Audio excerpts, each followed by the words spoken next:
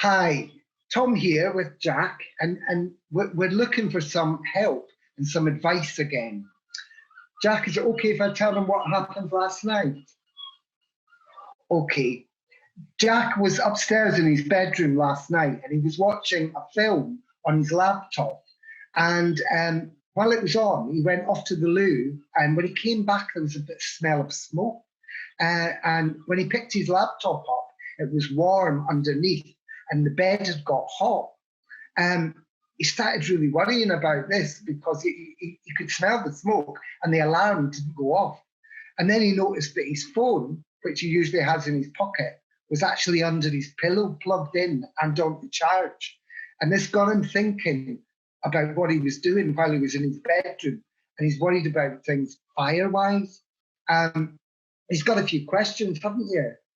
And so what we were going to do was get in touch with a couple of women we know called Rosey and Laila, and they work for the fire service. We met them a couple of weeks ago, and we're going to give them a call and see if they can help us out and give us some advice in any way. So shall we call them? Yeah, that's a good idea. So we'll call them and see if we can get something going. Okay. Here now, just wait a minute, and there they are.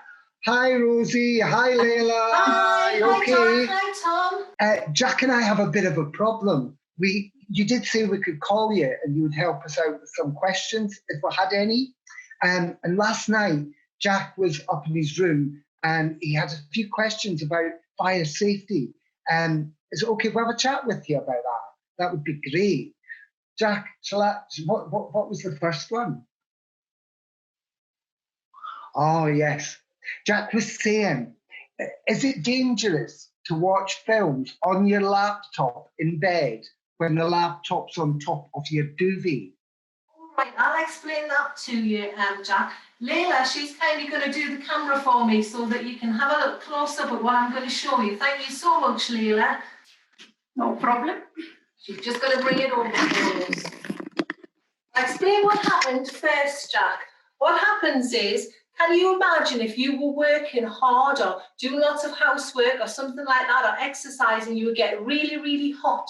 And if you get really, really hot, sometimes you want something like this, like a fan, to help you to cool down. Well, your laptop's just the same. It works really, really hard when it's doing films or games or anything like that you want to operate. So the bottom of your laptop has lots of little grids, little holes, because inside the laptop is a fan, just a small version of this. And it will blow out all the hot air when your laptop gets hot because it's working hard. It also has on the bottom 4 little feet. And that means when you stand your laptop on a hard surface, like your bedside table or a desk, there's a gap all the way around where those feet are so that hot air can blow out. It's the same sometimes if you have it on your knee, so that there's still a gap and the hot air can escape.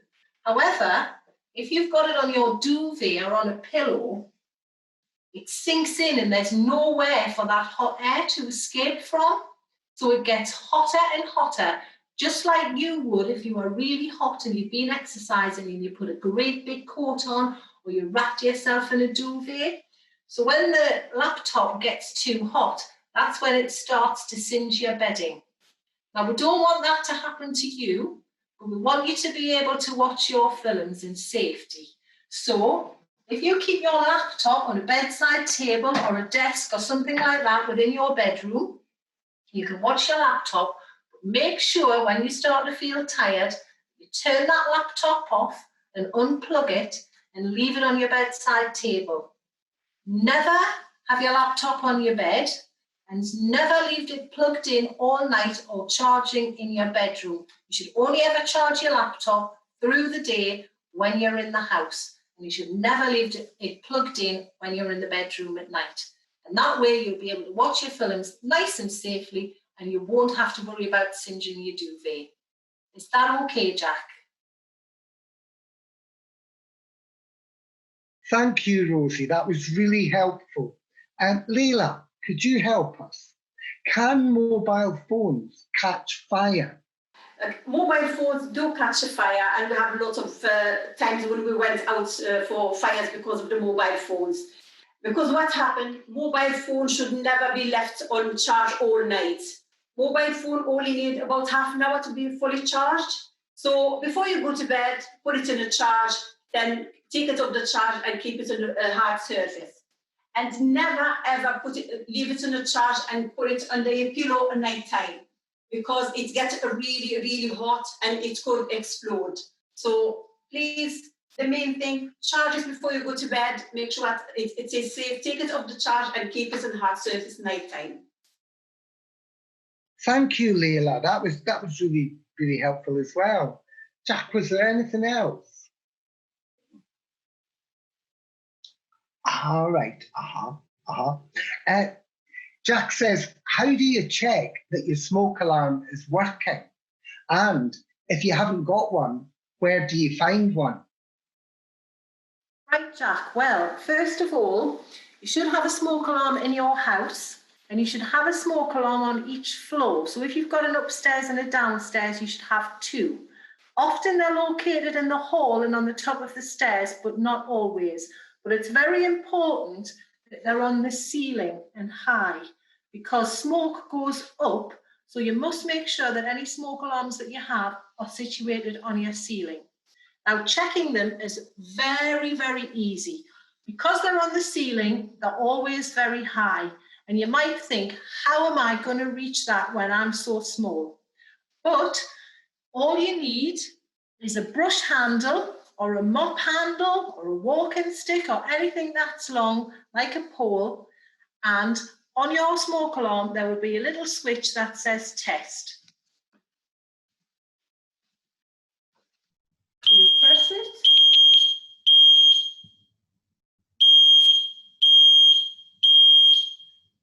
And it makes that really loud, annoying noise, but that lets you know that it's working. Now, we have a little saying in the fire service where we say, test it on a Tuesday. So it's something you could do every Tuesday to help everyone that lives in your house. You could test the smoke alarms to make sure that they're working, because it's a very easy job to do. Now, if you're worried about your smoke alarms because you don't think they're working properly, or you don't think they're in the right place, or they've been there a long time and you've got any concerns, all you need to do is to get in touch with your local fire station by telephone, and someone will come out to your house and they will have a look at them. They'll make sure that they're safe. And if they're not working properly, they'll replace them with a nice new one that is working properly. Was that okay, Jack? Brilliant. So I think there was another question you had, wasn't there? Ah, yes. Jack says, what can he do last thing at night to make him feel safe while he's in his bedroom? And if there was a fire, what would he do? Yeah, I've got a lot of good information I can pass to you, and you will be definitely safe if you follow them. First thing you have to do, just make it a routine every night before you go to bed. Go to the kitchen, because most of the fire starts in the kitchen. Anything electrical, make sure that you switch it off, and certainly kettle, toaster, washing machine, dryers, that the fridge has to be on all the time, so that is fine. And close the door. It's very important, because when you're closing the door, even if you have a cheap door, that will keep the fire away from you for up to 15 minutes. So you will be definitely safe. In the sitting room, you've got your television. You might have DVD or Sky. Just make sure that you switch the television off by the wall or by the plug, because when you leave it on standby, the only thing you are doing, you're only taking the picture out. Your television, actually, it's still on. Your electricity, it's still going as well, and that can start an electric fault and start a fire. On top of that, you're only wasting your electricity as well. May as well have the money in your pocket. Okay? If you smoke, make sure that actually nighttime, don't even empty it in the bin. Put it in the sink, bit water, and leave it there till morning. If you use candles, before you go to bed as well, make sure that you blow them off. okay, and close the sitting room door as well, because that will give you extra time to get out and be safe if you have a fire. Make sure that the passage and the stairs are clear. You've got nothing there to stop you, because if you have things in the stairs or in the passage, you might trip and fall and end up not getting out. Just make sure that everything is clear. Make sure that you have your phone and your front door keys with you as well to take upstairs. And never ever leave your front door keys in the kitchen. Because if you leave them in the kitchen, most of the fires start in the kitchen, you will be stuck inside your house. If you have a fire during the night, make sure that you phone the fire brigade, and the phone number, it's not 911, it's 999. Thank you, Rosie, and thank you, Laila. That was very, very helpful. We feel a lot safer now, don't we, Jack? Yeah, we do. And you made it very clear as well. No problem at all, Jack. Please don't forget, if you've got any concerns, just contact your local fire station. They'll be more than happy to give you advice and be more than happy to come out and see you if that's necessary. But in the meantime, take care and stay safe. It's been lovely working with you, and I hope that you follow our advice. And if you do, you will definitely be safe where you live. So please stay safe and take care. Thank you. Bye. Bye. Thanks again. So, that was really helpful. Now, Jack and I feel a lot safer, don't we, Jack? Yes, don't we? And what I'd like to say to you lot out there is, if you have any problems at all around fire safety or concerns, you can get in touch with the fire service, just like Jack and I did, and they'll come and they'll help you and they'll make your house safe. So that's brilliant, isn't it? There are some helpful numbers going to be coming up soon on the screen, and you will be able to contact any of those if you have any concern. So stay safe, and stay safe at night in your bedroom, okay? Bye from me and bye from Jack. Bye.